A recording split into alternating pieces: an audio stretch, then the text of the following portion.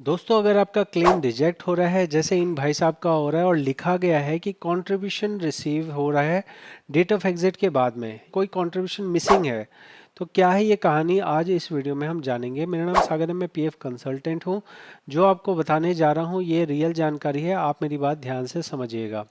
हम यहाँ पे बात कर रहे हैं जब आपका फॉर्म रिजेक्ट हो रहा है। ये फॉर्म कौन कौन से हो सकते हैं? ये फॉर्म आपका हो सकता है फॉर्म नंबर 19 हो, या हो सकता है फॉर्म नंबर आपका 31 हो। चाहे फॉर्म 1910 हो या फॉर्म 31 हो, ज़्यादातर केस में ये हमारे फॉर्म 19 रिजेक्ट होते हैं या फिर हमारा ट्रांसफ़र वाला रिजेक्ट होता है। 31 में बहुत ही कम चांस होता है कि कंट्रीब्यूशन मिसिंग या कंट्रीब्यूशन गलत के बारे में बोला जाए।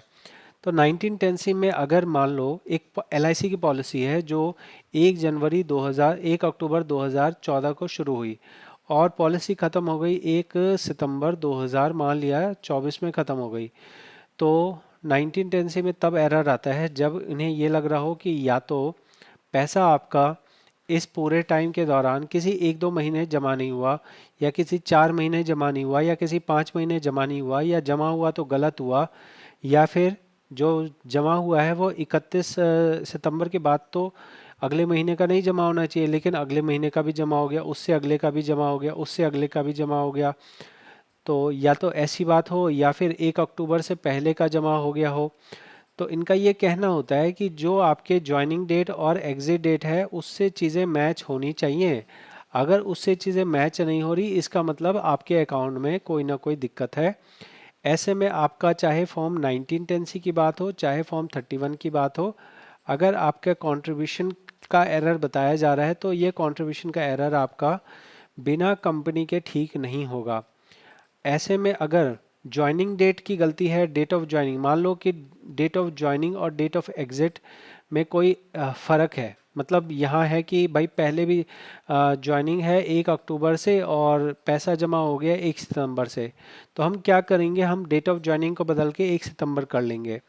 या अगर मान लो डेट ऑफ एग्जिट हमने डाल रखी है अक्टूबर 2024 की और पैसा हमारा जमा हुआ है मान लिया जुलाई तक हुआ है, तो हम क्या करेंगे, डेट ऑफ एग्जिट को बदल के जुलाई कर लेंगे। ये एक जुगाड़ सिस्टम है क्योंकि कंपनियों को पैसा जमा करने में दिक्कत होती है क्योंकि उसके ऊपर ब्याज वगैरह लगता है।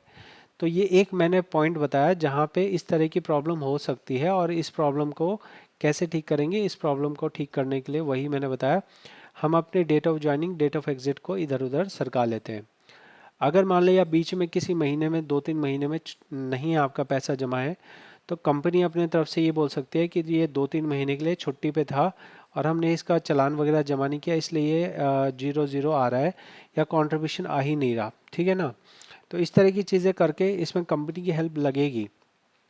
अगर आप मुझसे इसे सॉल्व करना चाहें तो मैं इसे सॉल्व नहीं कर सकता हूँ, मैं आपको ये जानकारी बता सकता हूँ कि गलती कहाँ है, कौन इसे ठीक करेगा, कितना इसे ठीक करना पड़ेगा। तो अगर जानकारी का आपको जानकारी लेनी हो, जैसे ये भाई साहब जो मुझे मैसेज कर रहे हैं, अब इस मैसेज पे क्या लिखा है, इस मैसेज पे ये लिखा है कि इनका ट्रांसफ़र रिजेक्ट हो रहा है और कहा जा रहा है कि receive after date of exit clarification required through employer.